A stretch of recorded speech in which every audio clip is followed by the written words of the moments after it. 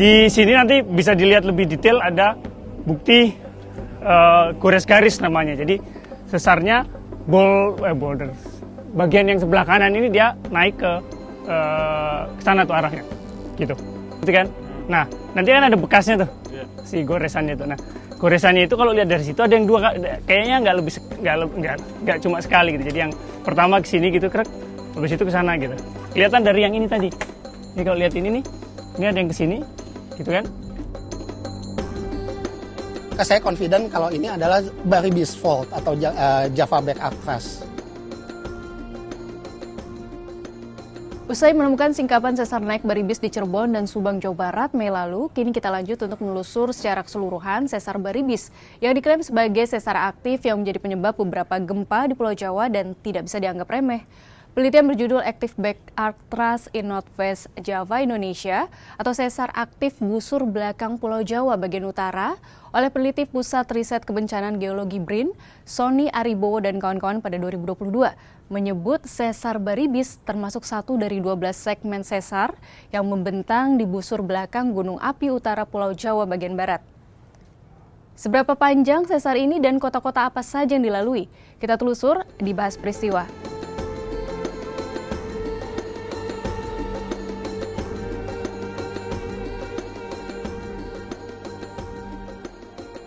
Sesar aktif busur belakang utara Pulau Jawa bagian barat panjang totalnya sekitar 355 km yang terbagi dalam 12 segmen. Segmen pertama berada di Kalibaya, Kabupaten Brebes, Jawa Tengah. Segmen Kalibaya ini memiliki panjang 25 km. Dinamakan segmen Kalibaya karena lokasinya berdekatan dengan Bukit Kalibaya. Segmen kedua yaitu segmen Cisanggarung sepanjang 18 km. Namanya diambil dari sungai yang memotong sesar yaitu Sungai Cisanggarung di Kabupaten Kuningan, Jawa Barat. Selanjutnya segmen ketiga adalah segmen Ciremai. Posisinya berada di belakang Gunung Ciremai, Kabupaten Kuningan dan Kabupaten Majalengka, Jawa Barat dengan panjang 49 km. Segmen ini termasuk segmen paling panjang di antara 11 segmen lainnya. Berikutnya keempat, segmen Baribis. Segmen ini populer disebut sebagai sesar Baribis. Lokasinya ada di sekitar perbukitan Baribis di Desa Baribis, Kabupaten Majalengka, Jawa Barat sepanjang 14 km. Dari segmen Baribis lanjut ke barat yaitu segmen Tampomas panjang 25 km. Lokasinya di belakang Gunung Tampomas, Kabupaten Sumedang, Jawa Barat. Lalu segmen Cipunagara 16 km namanya berasal dari Sungai Cipunagara yang memotong sesar. Selanjutnya segmen yang mudah diingat namanya yaitu segmen Tangkuban Perahu 40 km di belakang Gunung Tangkuban Perahu, Kabupaten Subang, Jawa Barat. Menariknya dari segmen Tangkuban Perahu, sesar bercabang.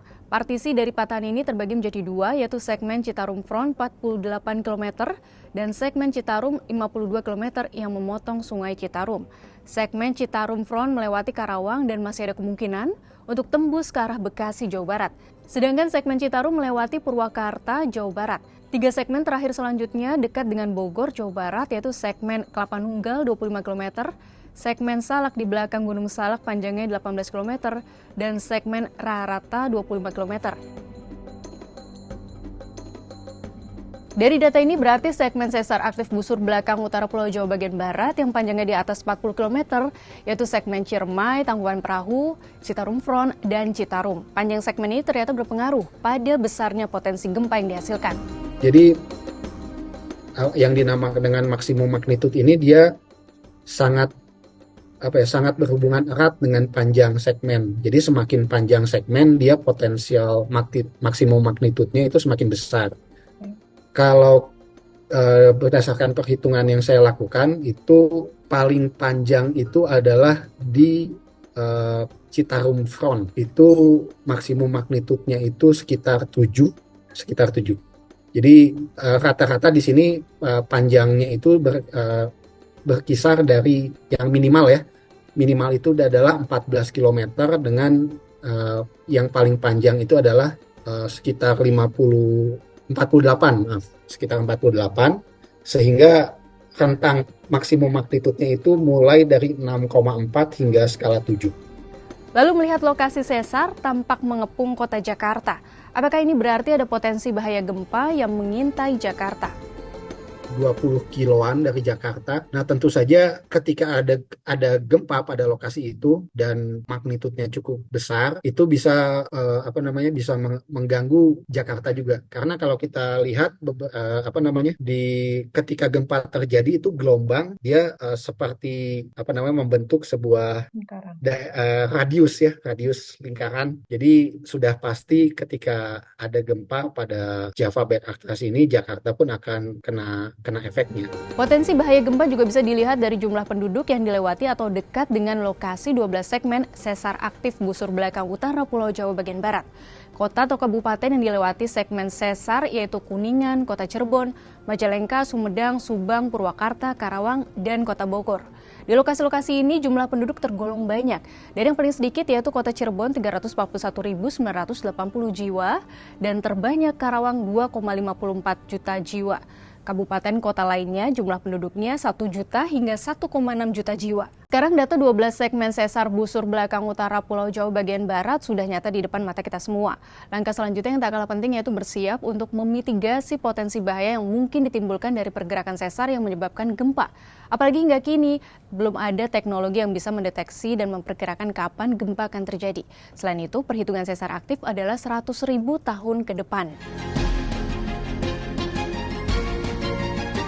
Karena kita tidak bisa menggeser sesarnya, tapi kita mungkin bisa melakukan rekayasa terhadap bangunan. Mudah-mudahan sih tidak hanya bangunan-bangunan besar, tetapi bangunan-bangunan rumah-rumah orang kecil ya kalau bisa dibilang, atau rumah-rumah orang penduduk biasa yang biasanya memang membangun tidak dengan pengetahuan itu. Nah, satu lagi adalah mengenalkan mitigasi bencana. Saya pikir sih mengenalkan mitigasi bencana ke sekolah-sekolah. Jadi ketika kita menanamkan bahwa kita ada daerah potensi gempa ke anak-anak, itu memang alamiah. Jadi kalau kita lihat bumi ini kan dia bergerak. Bumi ini punya yang namanya lempeng dan juga tersusun dari kerak-kerak benua dan samudera.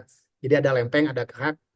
Nah, sudah otomatis ketika lempeng ini bertemu atau lempeng ini berbenturan, itu menjadi daerah yang merupakan sumber gempa. Jadi tidak cuma benturan lempeng, jadi ada juga daerah yang lempengnya itu saling berpisah. Jadi ya kalau kita bilang kita tidak bisa menghindari gempa, yang bisa kita lakukan adalah hidup berdampingan dengan gempa.